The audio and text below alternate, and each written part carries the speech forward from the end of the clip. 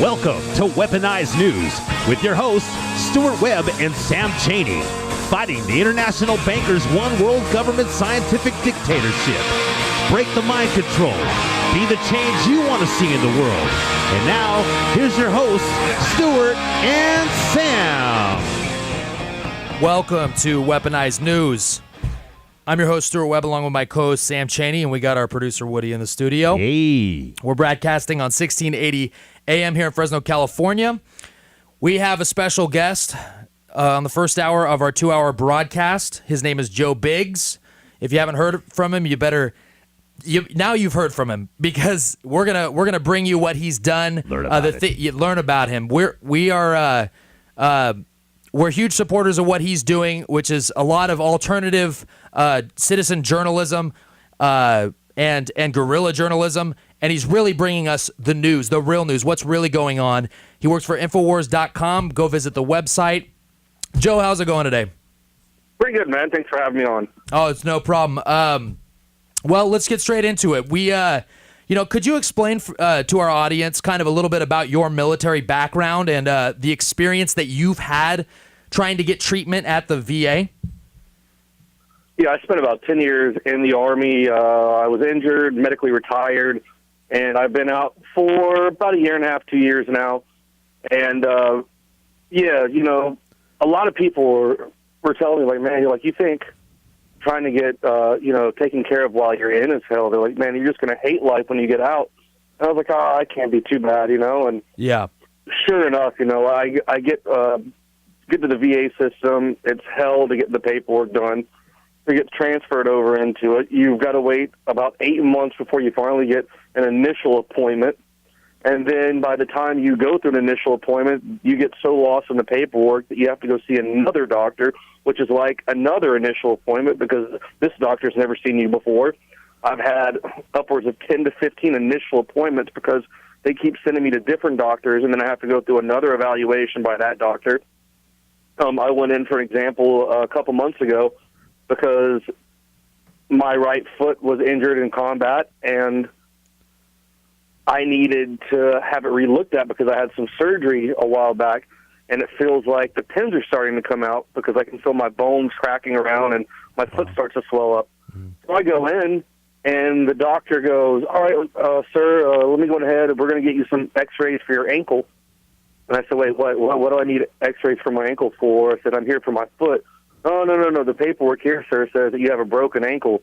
And I was like, well, I'm pretty sure I know my own body, man, and there's nothing wrong with my ankle. Oh, yeah, your ankle's broken. I'm like, well, so I had to literally look at this guy, this x-ray tech, in the eye, and I'm jumping up and down just to prove a point. I'm like, look, my ankle's not broken. And the guy goes, man, you should stop jumping up and down. That's really going to hurt your ankle. And I'm like, oh, my God, you guys are zombies. Wow, so this is... I go in and get the x-rays, and like, yeah, there's nothing wrong with your ankle. Obviously, your foot's broken. Oh, wow, so you already told him what you knew, but he just made you feel stupid, and then he just unbelievable. I mean, this is the bureaucracy we're dealing with. I mean, you've served our country. We're supposed to take care of you when you come home, and this is what you get. They come and give you the runaround just to get your foot looked at, and you know exactly what's wrong, and they tell you otherwise because of paperwork? Yeah. This is ridiculous. Now, so you served in Iraq, correct? Iraq and Afghanistan, yes. Both? Yeah. Now, with this, there's been a lot of, talk about this new movie, American Sniper. And now in the last couple years, there's been the Zero Dark 30 movie about the Osama bin Laden raid, which we all know is just a bunch of propaganda.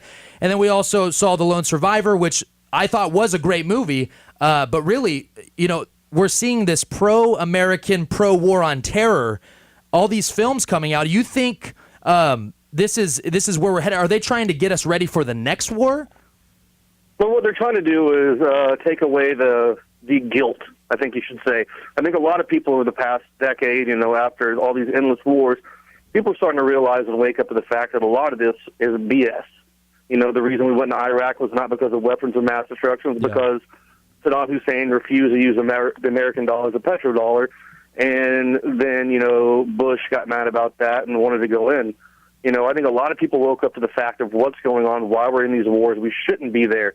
And what Hollywood did to help out the government was to glorify this stuff and find heroes and make heroes in these films so people can, in their hearts and minds, I guess, justify these meaningless wars that we're in right now and that we're going to continue to stay in, even though the president, when he ran for office initially, said that he was going to pull us out of these wars. So I think it's all a huge push to get people back into the fight, so to say, to have their hearts back into it. And they see these movies and they're like, oh my God, this is so inspirational, and people are crying and they're coming out and they're all emotional and they're back in the fight again, and it's almost like they can raise that banner, mission accomplished, all over again. Hey, Joe, this is Sam Chaney. I appreciate your work on InfoWars. I love your reports. My dad's a 100% disabled veteran from the Vietnam era, and so I was just wondering about how the morale was when you were over there serving with the troops in your unit. The first time when I was in Iraq, it was pretty much, bam, shell-shocked, dude. The way we saw it was we were just attacked by Osama bin Laden. Afghanistan was coming after us. And next thing you know, we're like, all right, why are we in Iraq? And then we're thrown into this whole scenario where we're like, all right, well, everything around us is blowing up. People are attacking us every day.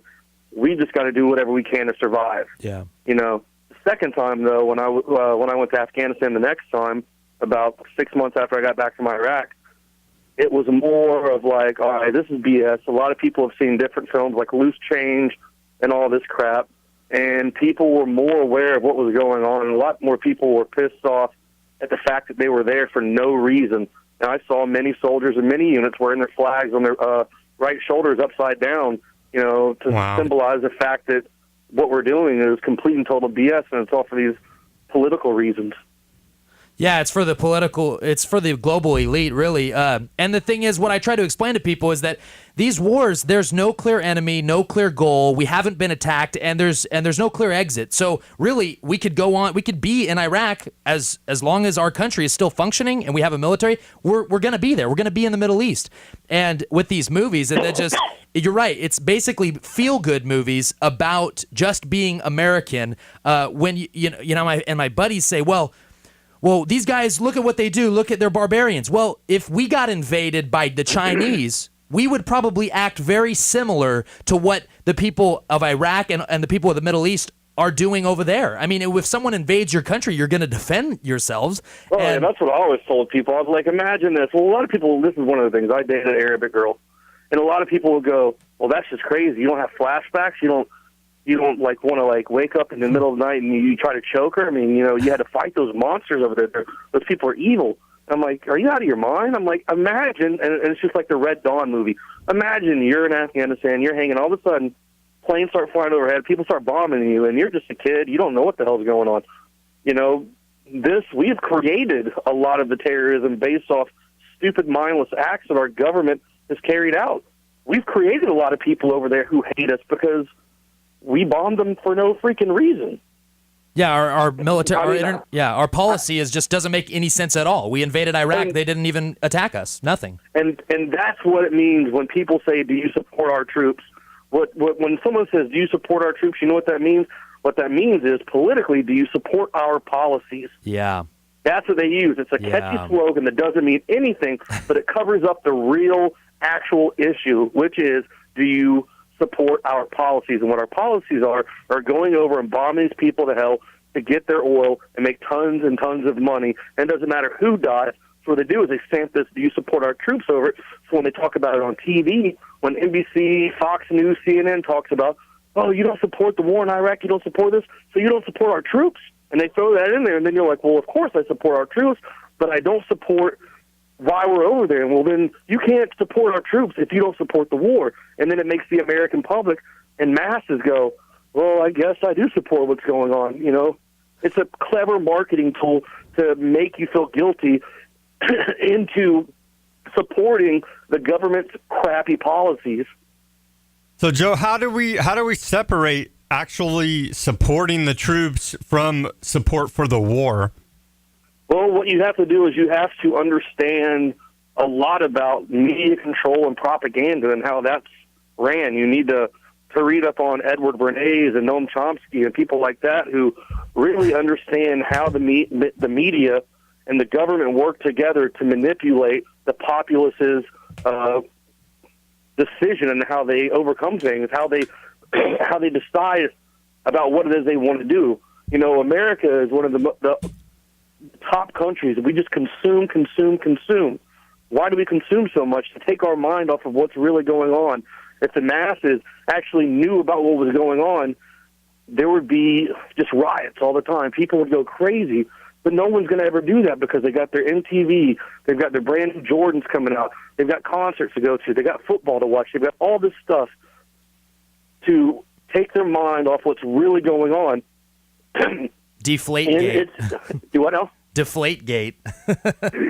I mean, that is just out of my mind. I'm actually working on a video about that. I saw that post. Yeah, I can't wait to see that one. Well, we saw the left come out strong and anti-war protesters when Bush was in office, but now ever since Obama's been in, there's been no anti-war protests hardly. I mean, exactly, because then you're racist if you talk about Obama in a bad way. Come on. Wow, that's the new thing. Now the new thing is racism. Yeah, just pull the race card. The race card on everything. You know, you can't even say that you like fried chicken in public because someone might go over and go, oh, you can't say that loud, man. That's racist. I mean, what's racist about eating fried chicken? It's freaking delicious. You know, it's true. Yeah, it's true. At a job I used to work at, I explained to a woman that in the 5th grade I was at a school and I was the only white kid there and the rest of the kids were Mexican, and they called me gringo, and I didn't like it, but then she turned around and said I was a racist when I didn't say anything about I didn't even, you know what I mean? I didn't say anything except for I explained the situation, and that was the truth. But that made me racist somehow in her eyes. It was very bizarre to me. Well, a lot of the actors and people in Hollywood are saying, well, you know, there's no black people who are being nominated this year for any movie awards. Well, you know what? Guess what? I nominate President Obama as the leading actor of 2014 for being able to openly lie in the public's face without even making or losing that face. I mean, this guy is the greatest actor of all time. That he can sit here and promise people one after another and never, ever smirk and keep a straight face. This guy deserves an Oscar, an Academy Award, Golden Globe, whatever, in every category. I mean, this is just out of control. Yeah, and you know what? It'd be like saying, let's put more white people. Let's have the government force NBA teams to have more white people on the teams, on the basketball teams, because there's too many black people. I mean, what would they say to that? It would be absolutely ridiculous. Oh yeah, people would flip out. People wouldn't even care about the fact that the State of the Union was last night, and yet again our president's in front of millions of Americans lying his ass off. No one would even care about that. It would be all about that. Yeah. Why did they say that? You know, come on. Yeah, absolutely. And, back to the whole war issue. I mean, just for expressing that I'm against the war, I'm somehow in the same category as Michael Moore. Like, there's no stuff. It's like, oh, you're like Michael Moore, and we don't like him. It's like, it's that simple to people when really, they have no idea the left-right paradigm that they're in, and they have to either be for the war or against, and that's it. There's nothing in between. You can't be against all of it. I mean, it's just unbelievable. And you have to pick a party, even though we have two options. So trying to discuss that with an average person, I've found, even if they're smart, it's very tough to actually, it's like you got to take 8 hours, like a full day, and explain to them the entire system. And I think a lot of it is just the process of waking up. Most people are just, it takes years. It took me years to wake up, but well, I mean, you got to think since you were born, you've already been thrown into this matrix, so to say. I mean, you've already been thrown into the propaganda that your parents are already believing in, and that you've grown up around every day. Every time you turn on the TV, the stuff's embedded in your head nonstop. The music you listen to, public education. Yeah, we're completely indoctrinated. So, Joe, let's get into your reporting. So, could you tell us a little bit about your experience visiting the military's fake American city? Oh, yeah. Fort A.P. Hill in Virginia. There you go. Yeah. That was very interesting. Tell us your thoughts about that one. Well, we got some intel about the fact that there was this,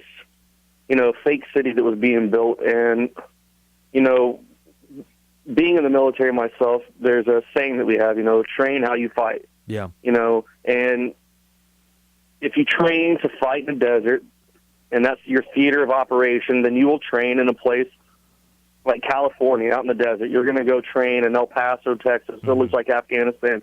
You're going to go train in those places where it's going to be similar to where you're going. Now, Fort A.P. Hill doesn't look like Iraq or Afghanistan. It doesn't look like anything like that. It doesn't look like any place that we're in combat other than it looks like small-town America.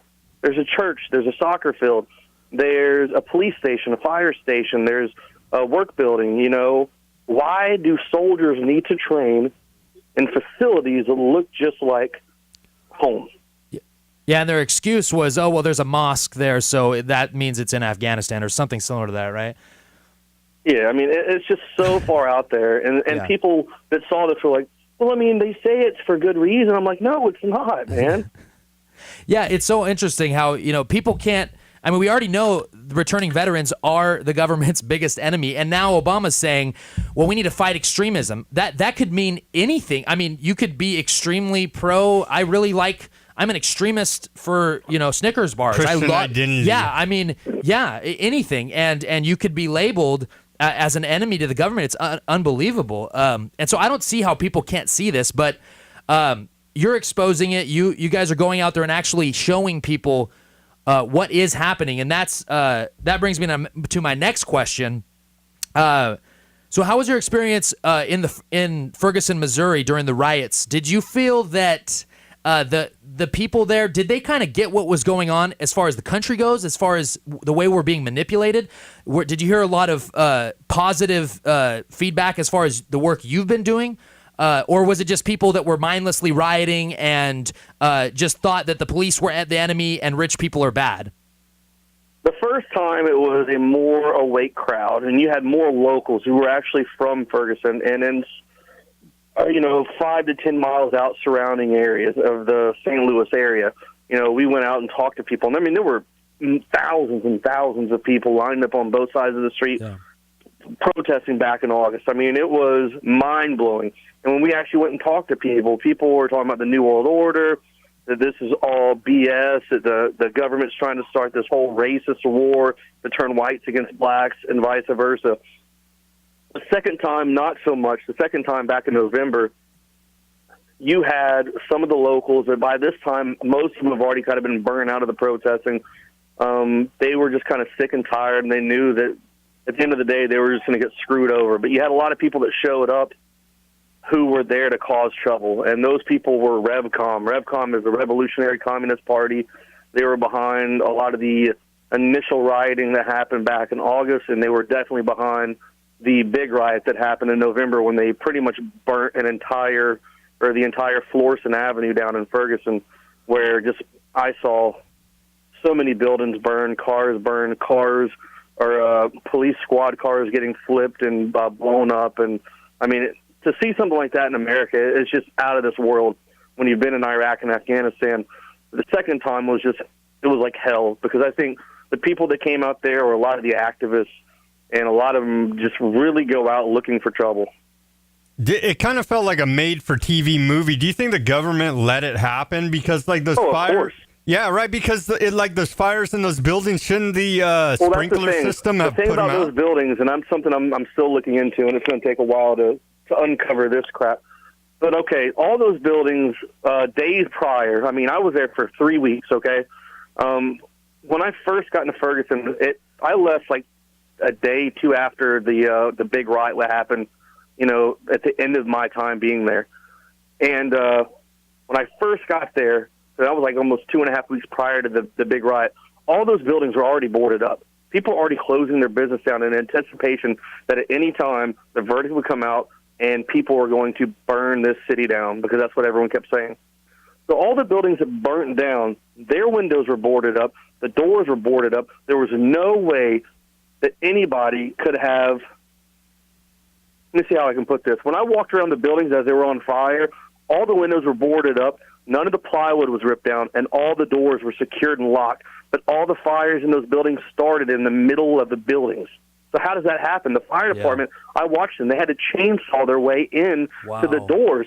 So no one opened up the plywood like they did back in August and threw in a Molotov to try to burn it, because the fire would have started maybe 10 feet away from the wall. All these started like 45, 50 feet into the middle of the building, away from any window.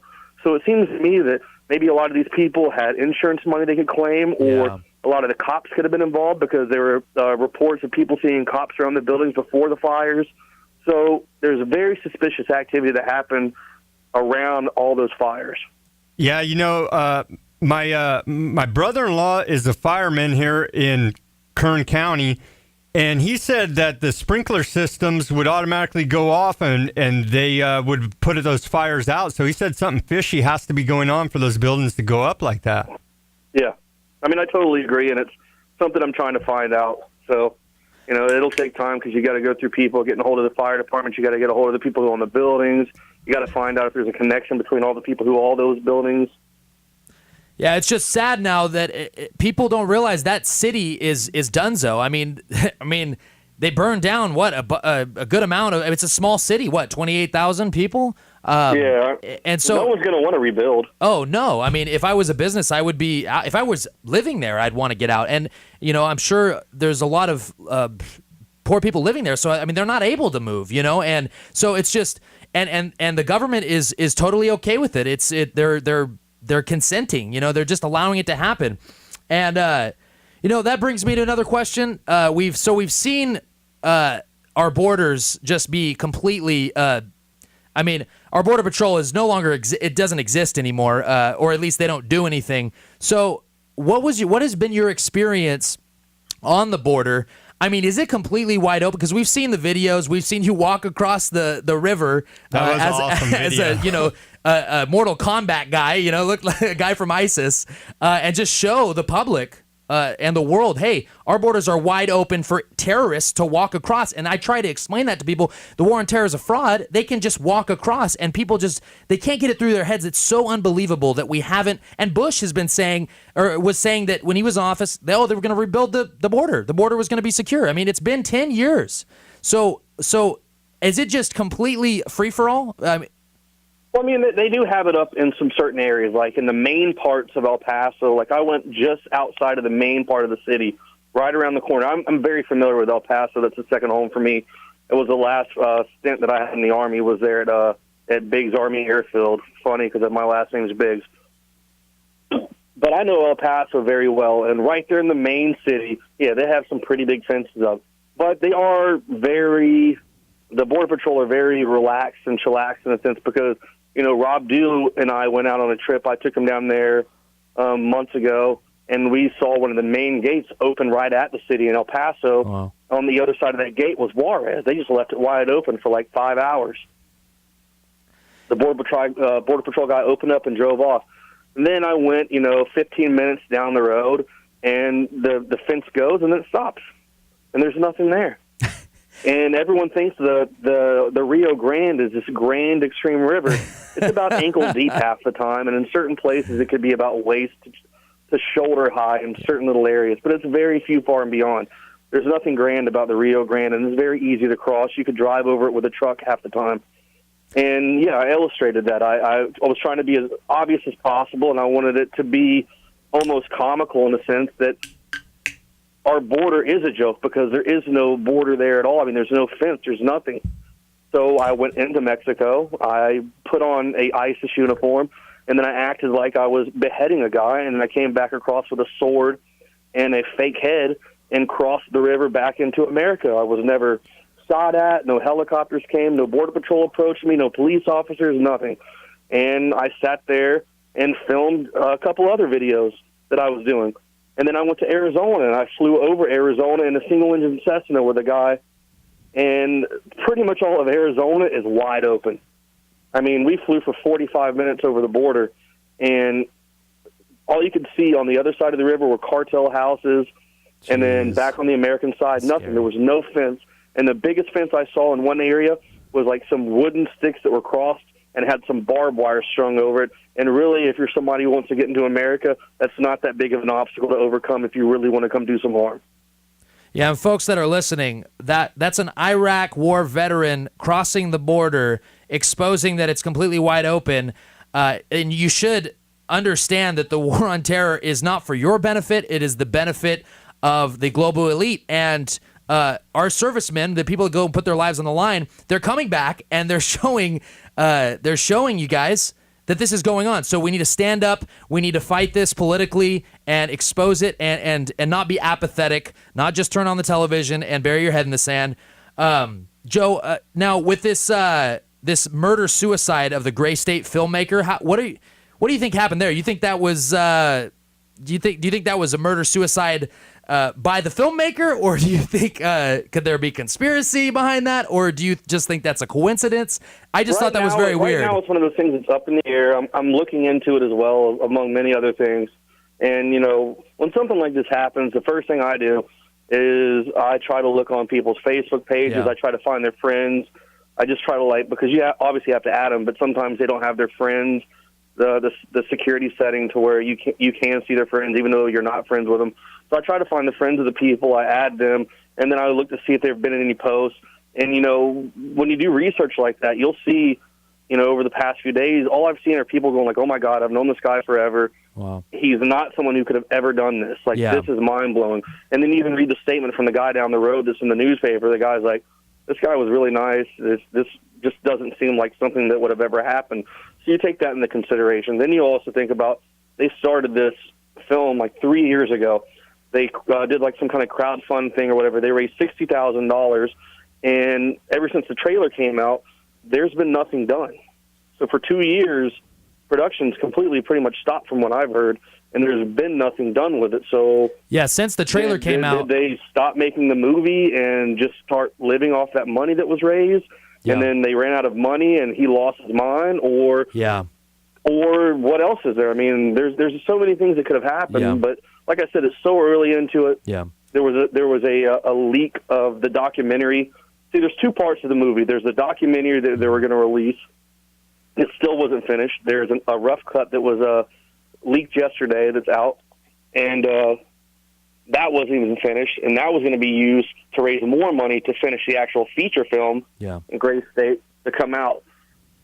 So, right now, like I said, it's so early. Who knows? Apparently, there's still a lot of ongoing investigations going on, but they said they found the people. They'd been there for weeks.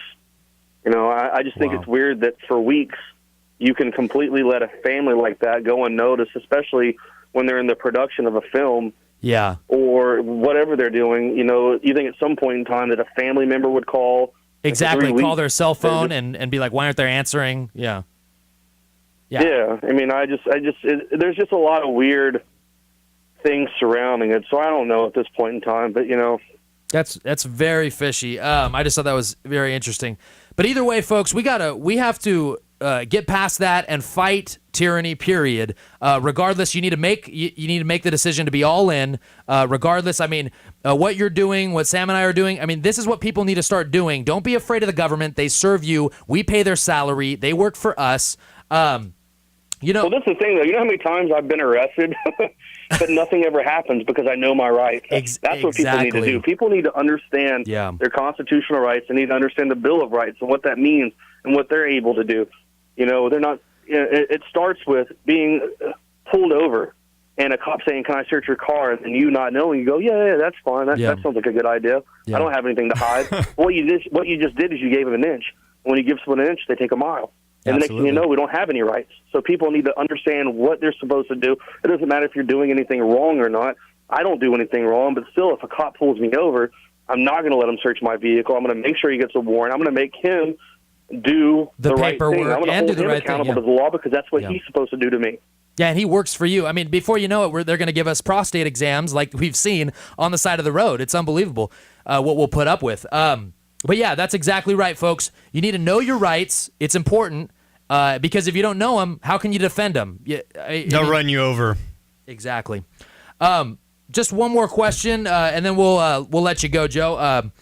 So, what do you say for our listeners? Could you just break it down in the most simple form? How do we get past the left-right paradigm? How would you explain it to someone in layman's terms on what's going on with our society globally and just with our country? Well, what's going on in the country as far as politics? It's like I said, it's all media control. It's all propaganda. They control you with clever ways of saying things. So you think you understand what you're doing, but really what you're doing is consenting to something completely, totally and evil. And everyone thinks, like you said earlier, there's this two-party thing. There's this Republican, Democrat. What people don't know is I've been to a lot of these political things, and I've seen a lot of these things in the background. It's like the WWE. You see the Hulk Hogan, and you see the Iron Sheik, and they're arguing on TV, and everyone's like growling, and they're so mean, and they fight each other. But then the cameras turn off, and guess what happens? Their best they walk buddy. up, they shake hands with best friends, they're going out doing lines of coke and banging hookers and doing whatever. Yeah. That's what politics is in America. This is a TV show. Yeah. When you turn on CNN and Fox News, it is a TV show. Yeah. And like I said, it all comes down to understanding how the government uses the media to manipulate you to think the way you do now. Once you understand propaganda and how they control the media, it will open your eyes so much. It'll be like putting on those the glasses from They Live. Yeah. That's what people have to understand is how to push that bad propaganda away, see past it, and know what it is they're really saying so you can spot the BS and you can call people out on it. People can't get past the fact that they're being lied to all the time, constantly, and these politicians are doing it with a straight face, and people just can't believe it, but yet they still buy into it. They still vote the same way, and they don't try to do anything politically. They just bury their head in the sand. And so, folks... Well, the Republicans blame the Democrats, of course. And the Democrats blame the Republicans, and they love to play this game. And guess what insider happens? trade. The same outcome happens every freaking time. Yeah. They all insider trade. It doesn't matter who becomes president. The same thing happens. We still have the same gripes and complaints. I mean, people have to wake up and go, you know what? This is ridiculous. And people need to start looking at the actual people who are running. Like, you'll never see Ron Paul be able to become president because he's telling the truth about stuff. He's awake to what's going on. Yeah, absolutely. Well, Joe, we really appreciate your work. You are outside of the box, giving us real analysis at Infowars.com, and we appreciate your work. Folks, CNN and Fox News, they're dying. They're dinosaurs. They're going to be gone in a couple years. And the alternative media on the internet and other outlets, other platforms are going to be taken over. So you need to be the change. Stop listening to Fox News. It's all propaganda, and it's not only that, it's boring and it's very simple-minded, like for children. It's built for children. So we need to get out of that box and start researching, reading, know your rights, be pro-freedom and liberty. It's the best for everyone. And so, Joe, we just appreciate you joining us on the show. And you want to give a shout out for your Twitter and all your websites and whatnot? Yeah, Facebook is Joe Biggs, and then Twitter is at Rambo Biggs. But also I had one more thing to say, if you don't mind. Yeah, no problem. One thing that the government does is they try to make sure that parents, the grown-ups, stay in debt. And what that does is that makes sure that the mother, the father have to work sometimes 2 jobs. Yeah. And what that does is that takes the parents away from the children, and it leaves the children in this government education system with Common Core. That's what they want. That's like you said earlier. They expect you to be dumb. They want to give you simple-minded stuff because what they want to do is take the parents away, and they want to leave the kids in this crappy educational system so when they grow up they are simple-minded and they can't really think on their own. And the Fox News and the CNN are easy for them to understand. That's something that's really going on. That's one of the things that people have to understand as well. It's like a football game, and it's basically thinking critically is now being outlawed, or you're alienated from society if you attempt to actually analyze things and think critically and have an opinion have an opinion that's not outside of the mainstream narrative. Yeah. Any last words, Sam? Well, Joe, you're doing great work, and we really appreciate it here in Fresno. Thank you very much for your time. Yeah, we hope to get you on again soon. Yeah, man, no problem. I appreciate you guys for taking the time to have me on your show. Absolutely. All right, we'll talk to you soon. Thank you. All right, have a good night. You too. Good night. Welcome back to Weaponized News with your hosts, Stuart Webb and Sam Chaney. And now, back to our show. Welcome back, folks. You just heard Joe Biggs of Infowars.com. Go visit their website. They're constantly putting out breaking news, great analysis, and they think critically over there. And they're pro-freedom, pro-Bill of Rights, pro-Constitution, and they're not left or right. They're for freedom, okay? And that should be most of Americans. That's what most of Americans are, okay? We're most of us, if we're actually explained what libertarianism or disestablishmentarianism. That's a great word. Most people are going to agree with that. Once they realize the communist systems, the crony capitalist system which we live under, fascist systems, they all fail. They all fail because no one has choice. It's all command and control, and humans don't get to actually. Humans are meant to be free. I mean, really, they are. We are. I don't like being censored. I don't want a government agency saying what I can and can't say. I mean, right now we're on the radio. There's FCC regulations to be on this station. I can't say whatever I want. Now, I may not want to use certain words. This is a family show. It's a family, yeah, okay. But still, the government is telling me what I can and can't say. It's like that movie Demolition Man. You get fined if you use a cuss word. And I'm not saying that you should use cuss words, but you should be able to express yourself. If it illustrates a point. Exactly. And you know what? People should be mad about what's going on right now. There's a lot of things going on.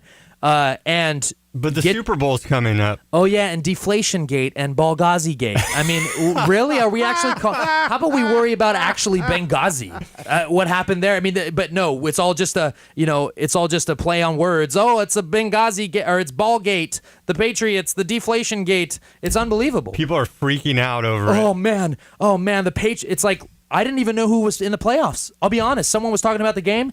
This was like last week, and they're like, "Oh, I got to go see the game." Blah blah blah, and I'm like, "Who's playing? Like, what? Who are you talking about?" Do you have money on the game, or no, they have nothing invested, but their emotion. They have their emotion invested, and that's what's so terrible is that we put our emotion into mindless, stupid things. And I'm not saying football's bad. I think it's great for kids to grow up and play football and get exercise, but for us to literally. I mean, how many people watch the Super Bowl, Sam? Like 75 million on every. I'm sorry. But there's grown men in this country with families that they base their life around sports, and football is a big one of them, and it needs to stop because they know all the statistics, but they don't know about how our government's operating, about our economy, about things that actually really matter in this life. Things that men are supposed to be worrying about. And I'm sorry, I was mistaken. Last Super Bowl, or 2 Super Bowls I think I watched, 112 million, I think, were viewing at one time, which is absolutely insane. But look, men are supposed to care about political issues. They're supposed to care about how their family, what governing system their family's living under, because they're the man of the house. They're supposed to be the protectors. If you're just allowing the government to do whatever they want and then sitting and having a beer and watching the game and not caring about what's going on, you're going to be a slave, and your family's going to suffer. Your kid's going to be indoctrinated by the public education system, as we're seeing, and now people grow up and they know something's wrong, but they don't know how to think critically about it. They can't, and then they're scared because the government has basically said, hey, we live in a free country, but if you disagree with us, we're going to harass you, we're going to call you an extremist, and then we're going to say you're actually an enemy of us, which is what is happening right now. And you're not going to be free. So we need to support it's men's drama is what it is. It is. It's how they get their emotion out. Soap opera is what it is. It's the same as if the women, when there used to be housewives, would stay at home and watch General Hospital. But this is a soap opera for men. Absolutely. It's like, what do you like, football, right? I love football. Of course. It's not bad to like football, folks, No. but Woody knows what's going on. He actually is informed. He's not, a dumbed down child that says, go Raiders. Raiders are your team, right? Yeah, that's right. Go Raiders. I don't like Patriots. Go Raiders. And that's all he knows. No, he knows about a lot of stuff. And he's not simple-minded. So Thank you. I appreciate it. That's a big compliment coming from you. Well, I don't think most men are simple-minded, you're right. but they allow themselves to be trapped into it because it is. I mean, you can watch all the sensational. sports shows. It's sensational. You can watch all the sports shows. ESPN's on 24 hours a day. Yeah. They have I don't know how many multiple sports radio channels. Oh, yeah, it's unbelievable. And so you can easily get caught up in the drama of it all, but realize at the end of the day, it's a men's soap opera. And that's how men try to get out their emotions. I get it, but men, what you need to do, this is why you feel unfulfilled and you fill it with sports, is because you've neglected your responsibility of the family. Not all, but that's what's happening. The family is degrading because people care about just hooking up, not being a father, and caring about their team, their football team or whatever, smoking pot, partying, the club, whatever. But all that energy that you're feeling unfulfilled by, and you fill it with sports and all those other things, needs to be fighting tyranny. See, watch all the football you want, but you need to fight tyranny first. This needs to be the priority first. Taking care of your family needs to be that priority. Being a real man is the priority first. Then you can enjoy yourself. No problem. I mean, hey, I would like to actually sit down and watch a football game, but the fact is, if we were facing a one world government, then maybe we could live that lifestyle of luxury and relax and watch the game and be caught up in that drama. But folks, we are facing pure evil from one world government, and if we don't turn things around pretty quick, America is going to fall. We probably already can't turn it around at this point, Stuart, but it's time to wake up, get your head in the game of reality, start speaking out and taking action, taking control of your politics locally, because if you don't, these people are going to run you into the ground. It's like our friend Josie Wales. We had her on the show a while back. She posted on Facebook, hey, just a question for everyone. What would you do if you weren't fighting tyranny all day? It's just like how Sam and I talk about this. We work all day, then have to come and fight tyranny as much as possible, posting articles, researching, reading, doing the radio show. We don't have time. Television show. What's up? Television show. Programming note. We are on we're on Comcast channel 99, Uverse channel 93 in Fresno, California, airing from 6 to 7 p.m. Yeah, we're 6 just all days over a the week. place, huh? Yeah, we are all over. And you know what? That's what we got to get the word out. We got to get people thinking. We have to spend our energy fighting tyranny. I really can't relax that often. Maybe with my girlfriend occasionally, we'll watch a movie or whatever. But really, this is serious. I don't want my children growing up. People tell me, well, you're always on, because like I remember, I don't know, a couple of years back, I went to a barbecue and people were talking about football, probably, I don't know, some trivial thing. And I was like, oh, yeah, you know how many people that the United States killed with drones overseas illegally? And they're like, you never turn off. I'm like, this stuff is incredible. How can you not turn off? Yeah, and sometimes I have to apologize to people that I'm around, because it's hard for me to not make almost everything political, because Drones it really are is. killing people overseas in your name. That blood is on your hands. We are consenting, and we're letting our government, the people we elect, if you don't speak out against it, then you're culpable for these war crimes at this point. And what we're trying to explain to people is that we are, even though you say, oh, well, I don't want to get involved in politics. Well, you are consenting. You're letting our government do it by not being involved, and it's going to come back to bite us. Imagine, just like we were talking to Joe earlier in his interview, could you imagine a country invading Fresno? Just, we're going to set up a base here. We're going to set up a base, a Chinese base here, and there's nothing you can do about it, because that we just are going to set up. We're invading. I'm sorry. Well, you owe us money. We're invading. Stuart, foreign central banks have already done that. That's true. But I think when people, but it's does it soft really? Yeah, because it's a they soft. Can't see, and the public's economically illiterate, so they don't understand that we are living under a tyrannical debt-based monetary system, and it's been that way since 1913. And so it's a soft tyranny that you can't really see on the surface, but you know you're in debt. You know that things cost more, right? Except for gasoline. Yeah, and they don't realize that that's economic warfare being waged against you. You should be so pissed that you should start your own show and speak out against it, but people cannot grasp the fact that you are being played like a sucker economically, for one, and that should really piss you off. Yeah, it's just like the border. That's a soft invasion right there. I mean, people are just walking across thousands of people. It's been documented. Engineered by our own government. Yeah, letting it happen. And it's just, we are being attacked. And yes, we say, oh, start your own show. We're serious. If it's not starting your own show, you need to start, I would say start with reading some literature, political books by Ron Paul, or just reading Edward Bernays. Propaganda. Yeah, I mean Sam's got it right here. He lays it out. Edward Bernays lays it out in this book about how they're playing America for fools. And he wrote this book in the 1920s, okay? He tells you what the program is and laughs about it. And so I advise you read this book, Propaganda. It's all laid out right there on record. This is fact. And don't they talk about in that book about how he's the godfather of public relations, which is propaganda. Yeah.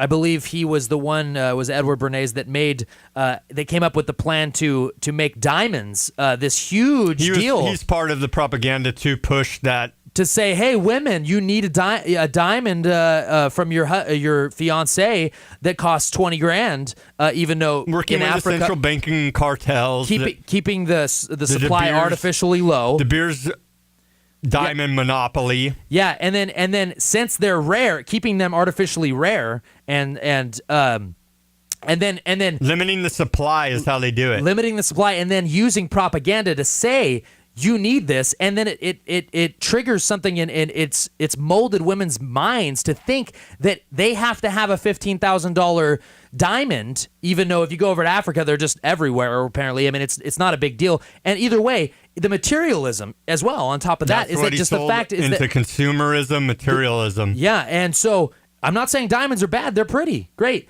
But am I going to mortgage? I'm going to mortgage my home for it, or am I going to, take out a loan? No, I'm not, because that's just mindless. It's mindless. So real quick about Edward Bernays, we wouldn't have bacon because you see bacon's really popular now, right? In the morning, and so the story behind bacon is the pork industry could not sell this bad cut of pork, and they went to it because it was bogus. Nobody wanted it. It's fatty, right? And so the pork industry went to Edward Bernays and they said, help us sell this pork. And he produced a whole propaganda campaign about why you need bacon and eggs in the morning for breakfast, and sold it to America. And we bought it like sucker chumps.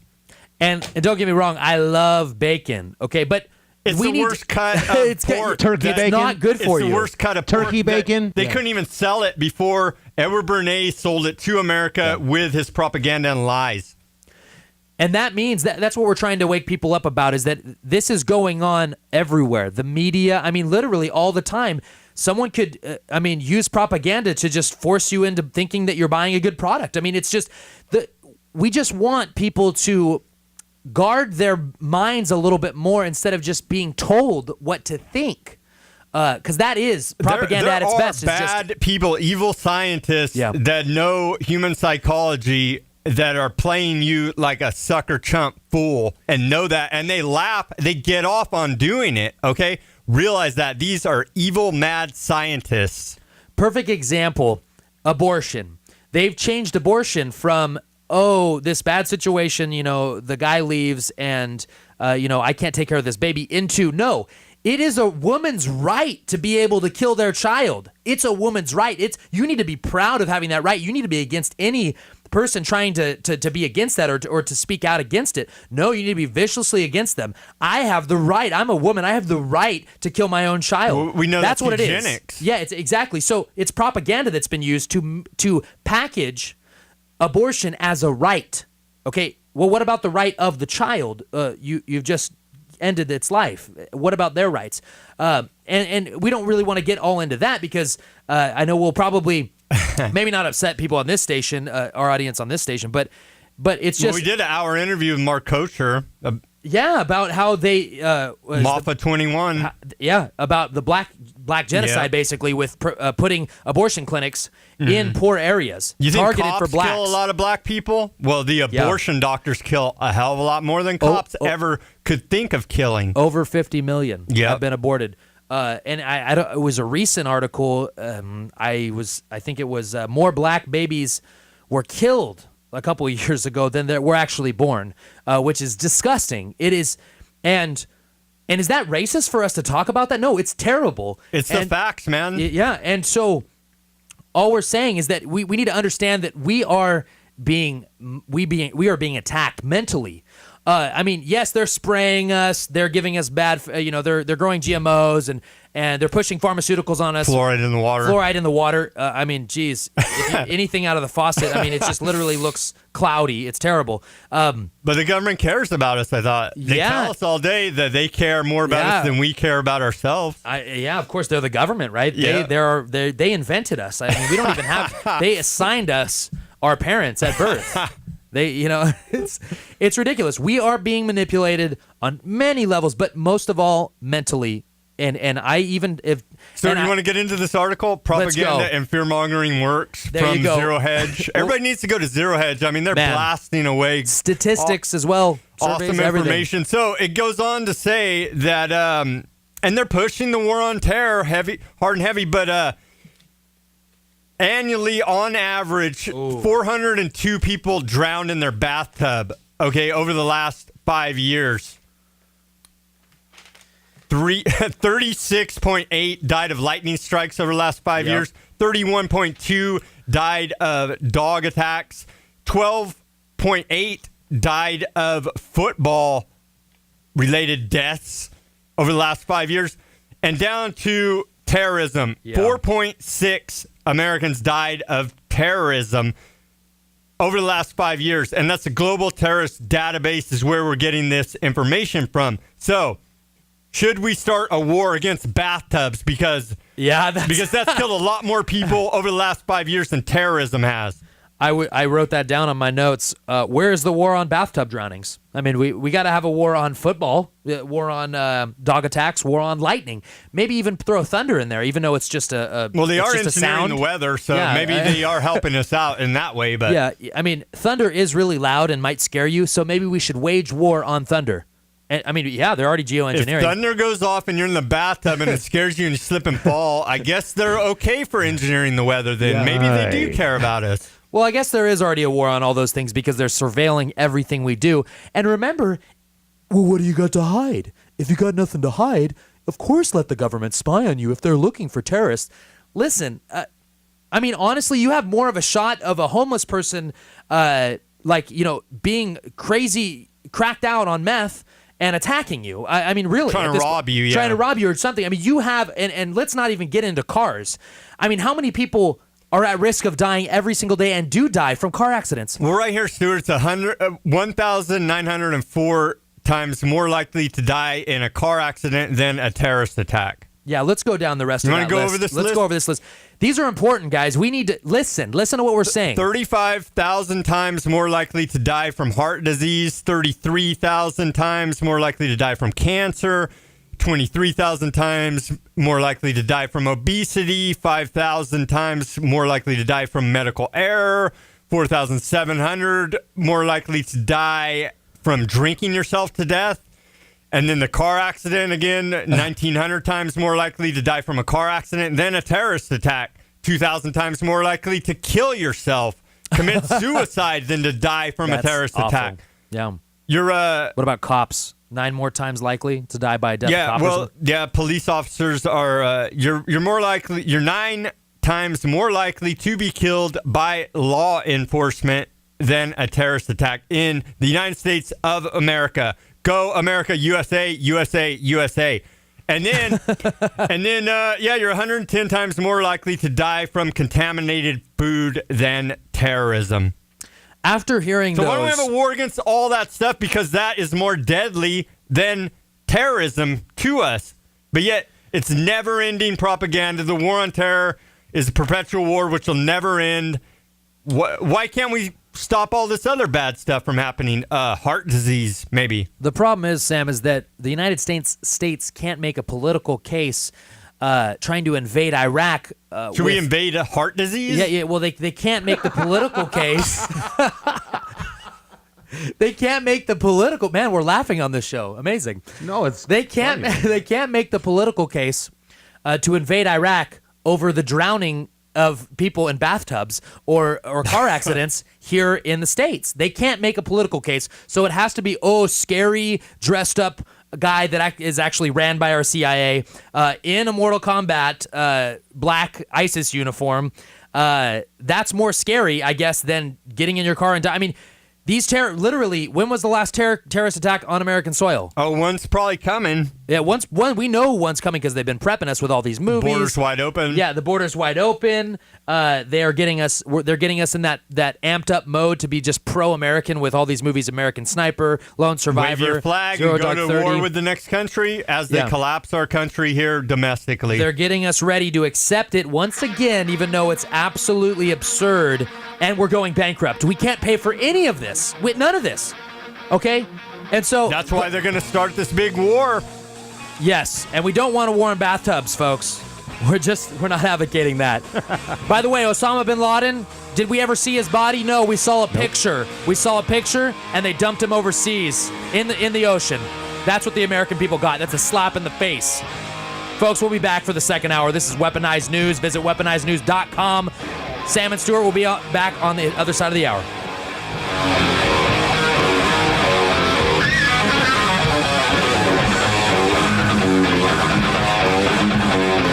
Hello, friends. This is Sam Cheney reporting to you for weaponizednews.com. Today is January 20th, 2015.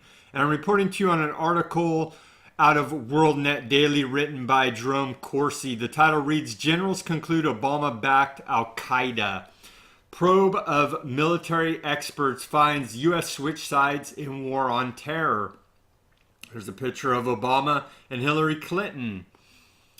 It goes on to read, the Obama White House and the State Department, under the management of Secretary of State Hillary Clinton, changed sides in the war on terror in 2011 by implementing a policy of facilitating the delivery of weapons to the al-Qaeda-dominated rebel militants in Libya, attempting to oust Muammar Gaddafi from power. The Citizens Commission on Benghazi concluded in its interim report. It goes on to read that several members of the commission have disclosed their findings that the mission of Christopher Stevens prior to the fall of Gaddafi and during Stevens' time as U.S. ambassador was the management of a secret gun-running program operated out of the Benghazi compound. The Obama administration's gun-running project in Libya, much like the Fast and Furious program under Eric Holder's Justice Department, operated without seeking or obtaining authorization by Congress. It goes on here to explain further details about the gun running operation and the Benghazi operation in in Libya. And it's open treason by the White House, by the Justice Department against the United States. All these operations are supposed to get congressional approval. They're operating as a dictatorship. This is open treason. I suggest everyone go read all the details in this article. I'm not going to read you the whole article and bore you. You can go read it yourself. But it's very well vetted and documented by Jerome Corsi that this is what has happened. I'll scroll down to the bottom.